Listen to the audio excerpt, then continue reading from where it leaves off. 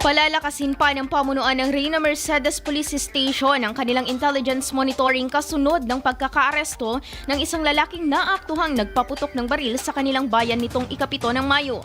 Sa panayam ng IFM News Team kay Police Major Danilo Malab Jr., hepe ng Reyna Mercedes Police Station, sinabi nitong malaking tulong ang intelligence monitoring ng kapulisan pagdating sa pagkakadakip ng mga individual na sangkot sa kriminal na aktibidad. Ayon sa hepe, maliban sa ipinatupad nilang police visibility, ay mayroon rin silang covert operations na pinangungunahan ng mga intelligence operatives.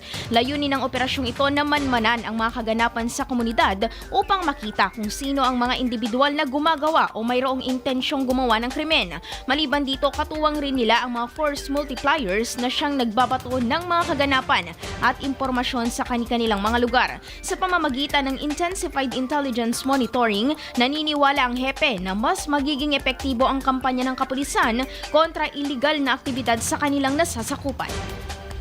We maximize our deployment, particularly itong mga intelligence operatives natin dito sa Reyna Mercedes na in civilian na attire sila. Habang yung iba, kaya nga meron tayong overt and covert. So yung overt, yan yung nakikita ninyo ng mga patrollers natin. So yung mga covert natin, yan yung mga intelligence operatives natin. Maliban pa sa mga multiplier namin na gumagalaw sa ground.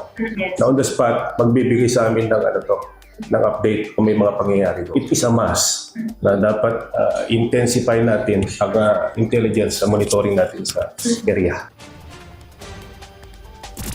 IFM News.